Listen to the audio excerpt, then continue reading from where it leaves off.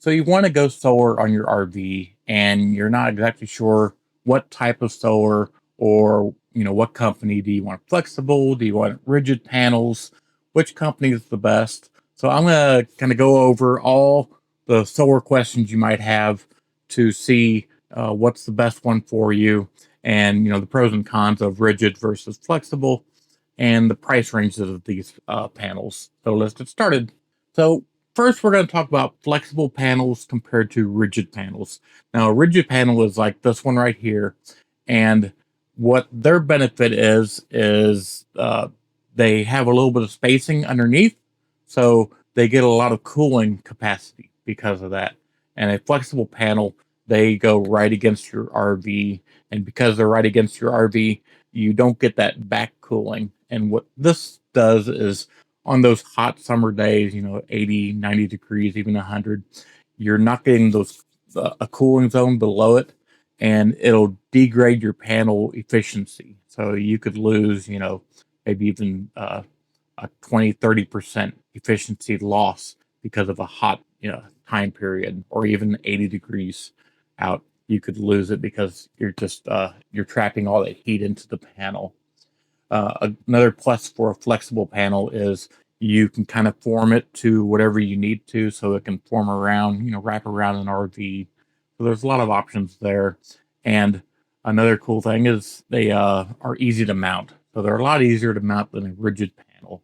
Now, let's talk about the biggest bad thing on a flexible panel, and that is they only last about 3 years. So you're going to get about 3 years out of it, and then it's going to degrade enough that you're going to need another one.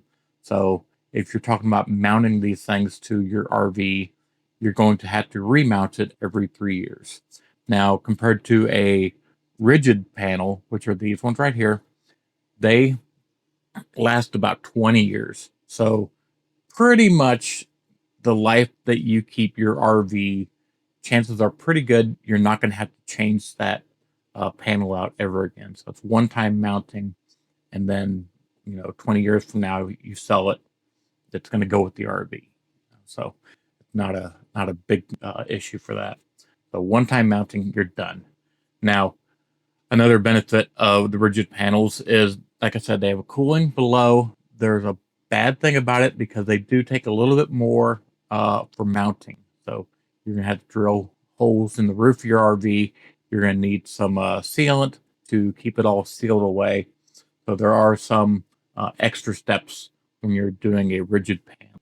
So when you mount these rigid panels, because I'm going to kind of steer towards rigid panels at this point, because like I said, flexibles, you're going to have to change them out every 3 years. They have their own purpose, but this isn't the topic I'm going to start here. So when you're mounting these, how much space do you need? What kind of spacing do you need? Are you going to butt these things, back to back, right up against each other? And the answer is no on that. Even though you see a lot of people mounting these panels, right up against each other, that's only in certain household cases where you have a tree, like a solar tree structure.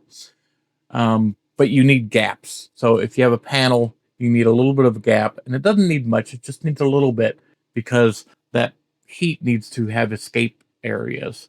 So if your panel's here, it needs just those little gaps to escape the heat from.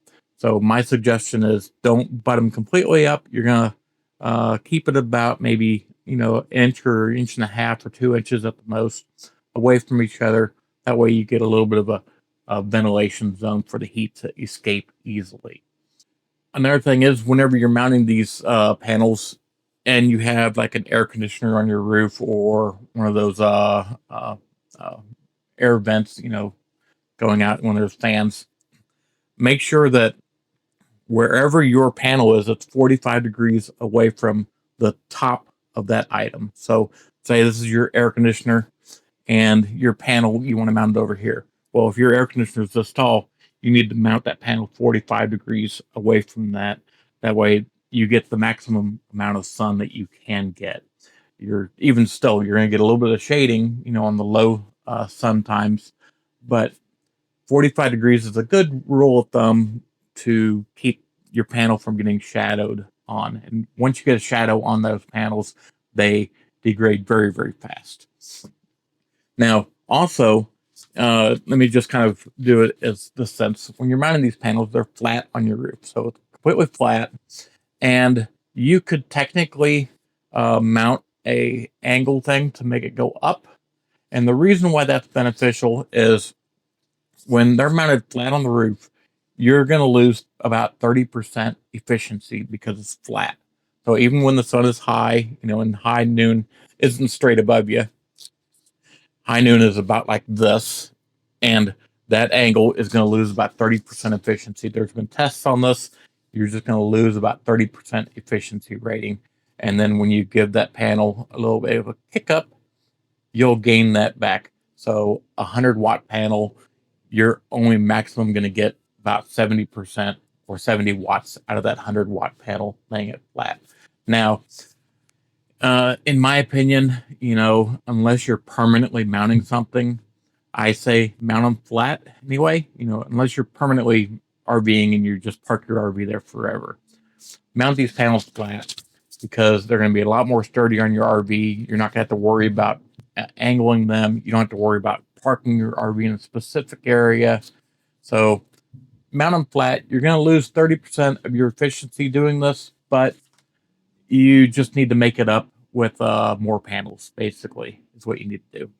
Now, my rule of thumb is to keep yourself from buying, tons of solar panels, tons of everything else. My rule of thumb is to keep yourself in check and keep all your devices that you're running off of it in check. Now, this doesn't mean that you're gonna, go out in the RV, park with your kids and they're not gonna watch, any TV. They're not gonna have entertainment. They're not gonna have their tablets because we know kids need their tablets because they're gonna drive you crazy if you don't give them a tablet. So you still need to give them a certain amount of power. Now, what sucks power up is these, like a skillet, like a big, 1500-watt skillet, coffee maker. Those things suck a ton of power. Air conditioner, they suck tons and tons of power. So these types of items are what's going to be drawing that battery down. And when you draw a battery down, it means you have to have more solar, you have to have more battery. Maybe you have to have a bigger generator. And so basically keep yourself in check. And the way I have a rule of doing this is I only install a 1200-watt inverter on my RV. That way it makes sure that I cannot buy a 1500-watt skillet. And because I can't buy that 1500-watt skillet, I don't have to spend a fortune on, solar panels, batteries, a generator, space for all this stuff, weight capacity. There's a lot of variables, and just keep yourself in check when you do this. Now, it doesn't mean that you can't have air conditioning because, like I said, I had 500 watts of solar on the roof, and it almost ran my air conditioner just fine. I put an extra 200 watts of solar on the roof now. I have 700 watts, and that is actually enough to run my air conditioner nonstop. And because of my battery bank, I still have a little capacity for running that air conditioner on a cloudy day. If I get 2 cloudy days, then I may have to kick the generator on. So, my theory on this is, just make sure that you keep yourself in check on power devices. That way you are not, spending a fortune on solar, because you spend a fortune on solar, you spend a fortune on MPPT charge controllers, you spend a fortune on batteries, you got to have a giant generator, you got to have a big inverter. It's just a landslide of making you have to have all these high end items where if you keep it low and you keep yourself in check, that keeps you from having to buy, tons of solar panels.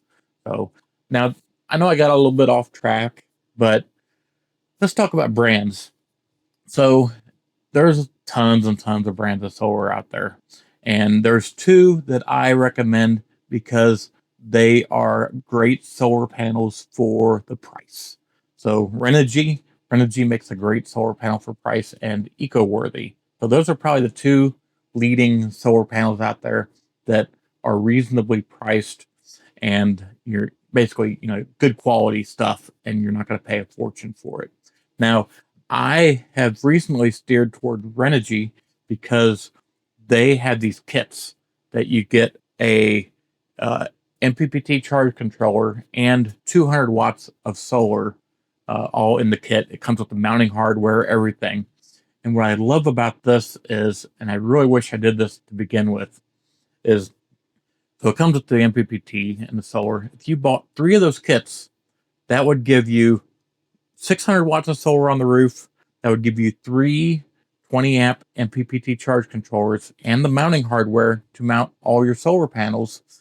It was very reasonable. I'll show you the price of what it is currently. It may go up, with everything going on, but it's very reasonable for what the price was. And like I said, 3 MPPT charge controllers, which means that when one of them sees that the battery's at its peak, it'll shut down, and the other one will start shutting down too. So they'll all kind of 3 see the input voltages, and they'll start shutting down together. So I think it's a great idea to get 3 of those because of the price. It's just a little bit extra mounting because of the instead of having 1 MPPT, you'd have 3. But also, it's a failover too. Is if you have an MPPT charge controller go out, you're done.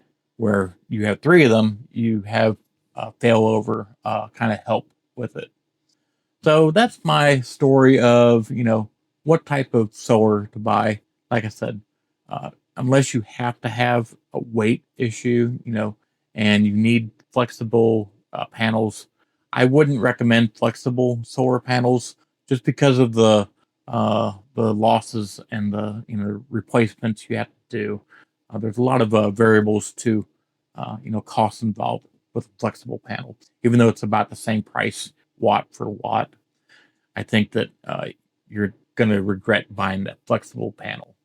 Now, when it comes to portable, that's different. A different story. Those are portable. They just go up when you need them and down when you need them. So that's it. That's my story on this. And again, if you like what we're doing, please subscribe because you all make it happen.